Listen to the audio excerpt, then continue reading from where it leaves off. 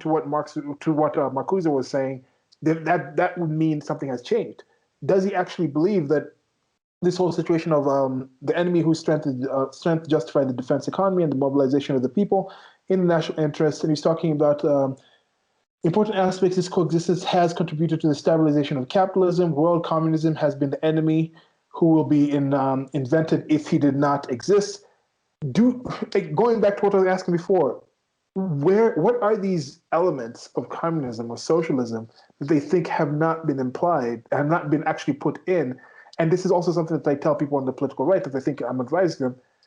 This whole idea of putting out that socialism boogeyman out there, people don't really care. Like, people like socialism for themselves. Like most of the people, some of the people I think on the salt right and the very rather reactionary right side would be completely okay with a complete socialist ethno state. The socialist policies themselves, people are not necessarily against those. So it's not really a winning thing. Socialism, just think about, Stephen and I agree that communism and socialism should be as taboo a term as fascism. Yeah. Like the USSR, Mao should be up there with Nazi Germany, but it's clearly not. These are things that are a lot more palatable than people are trying to make it seem like. It's not. The one thing that I'm still glad about is it's just not going to happen. It just literally can't happen. If it's attempted. Sorry, if it's attempted, it'll crumble, but it can't last. So at least on that aspect, I'm happy enough with that. Well, because I was thinking I was going to share this meme I saw of Larry Reed, who worked for FEE, where he talked about how there's this weird double standard that statists have where they expect the market to get everything perfectly, but if the government screws up, oh, well, the government meant well. It's like, think about the stuff that Stalin and Mao did. Imagine a private company started starving employees or executing people. Even one company did that, people would freak out. But if Mao starves 50 million Chinese, oh, well, he meant well, and he was said to have said, in a Politburo meeting or something about how he would starve half his people to feed the other half. It's again, imagine if today in the modern society, a company didn't give its employees adequate lunch breaks or something. That the people would be outraged, and that's at that. Whereas this guy was literally killing people. Yeah. And not even just that. Imagine if Alexandria Ocasio-Cortez actually said that. Yeah. Imagine if Bernie Sanders actually said that and wasn't on this democratic socialism type of thing, which is just essentially populist fascism. They have to couch this in other terms. They have to hide the information. It's not that people know that to have socialism, they know that to have communism, this is what communist regimes have done. This is what socialism, full-on socialism actually is. They don't know that. They don't know that those calculations are made. And that's why I think if anyone actually got even close to actually getting a situation where that was happening, the people would revolt against that. People would not accept that. It's just people have this false idea of what socialism actually is. It's not what most people think it is. So I think what it actually is, I'm just looking enough at people, and there's enough options.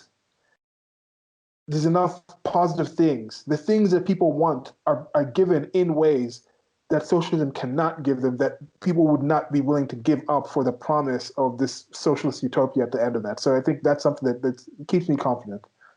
Well, I was going to say, too, James Lindsay has a video. Originally, it was subs only, but it's public, I guess, today, about medical Lysenkoism. And Lysenko, for those who don't know, he was a Soviet biologist. He basically believed the whole theory of genes was completely made up, and he tried to create a Soviet biology. So basically, the idea that plants could evolve, I guess maybe evolve in some way to become more cooperative, that if you planted them in the cold, they would somehow adapt and become resistant, all this. You could argue that his policies ultimately led to, in part, not just his policies, but along with other things, led to mass starvation, both in the Soviet Union and China. And I posted a status a few days back. I'm like, if you don't know who he is, you were indoctrinated, because he was the chief architect of a lot of this stuff, which led to these millions of people starving to death. But again, it's like, and the point Lindsay is making in the video is you're starting to see some of this woke insanity creep into medicine, which is very scary, because what's going to happen? Oh, white people are privileged. They're not going to get medical treatment. Oh, a black and a white person are wounded, and the white person's more severely wounded, but because the black person's oppressed, we have to give the black person treatment first. That's the concern. These sorts of ideologies creep into things where they really don't belong. And it's just, it completely undercuts reason. It completely undercuts science. And then it ultimately will lead. It could lead to many deaths, and it's one of those things like I will almost actively fight against if I have to, because it's just this crosses a line for me. Yeah, but just like you said, Yeah. like I consider you to be a moral person. I consider a lot of other people to be very moral, and if they realize that's what it was, they would stand up and fight as well. And I look back in the past, I don't think the average the average person in the USSR knew what Lysenko was up to. No. And if they heard that, they didn't have enough knowledge about just basic agriculture to understand that what he was talking about was nuts. Yeah. So it's just think about the things when they actually say. Think about how long it actually took for them to rehabilitate the Green New Deal in the United States of America. And that's to me why I'm thankful for people like AOC. If it was somebody else, it was like a Nancy Pelosi, she'd have taken some time to lay the ground, brought it out slowly by slowly. And even with the Green New Deal, that was building up. That's not a brand new kind of idea, but it's been built up by other things. But when AOC came by and just dropped it out there in its raw form, when people actually started reading it, they're like, this is ridiculous. Like, we're not going to do this.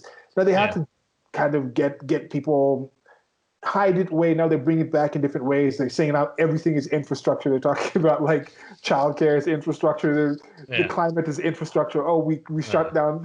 We had to have a global pandemic to have the shutdown. Now we're going to try and tie that into the actual climate change. So these are the things. In order to actually get some of these things, look at the tricks that they have to actually pull to actually get even just a small amount of these things passed. Because if they actually brought you the information, people would just be like, no, we're not having that. So that to me is a thing that continues. That's why we make content like this, because we're just saying, if people see this, we're convinced that it's more that not enough people have seen this. It's not that people have seen this and agree with this.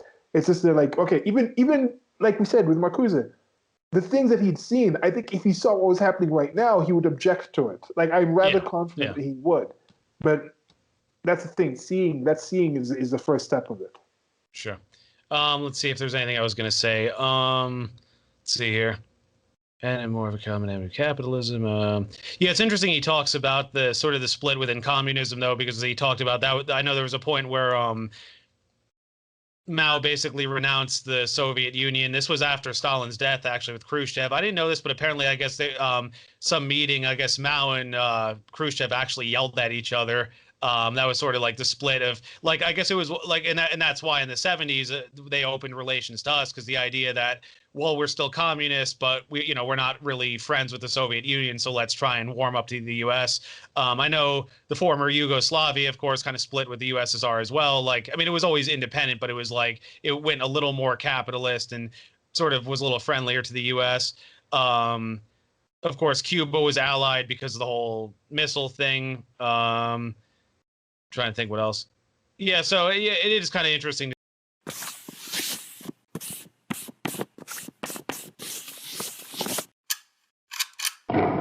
Thank you for listening. This has been a clip from an actual longer recording that I'll try to leave a link to on the screen or somewhere around here where you're listening to this.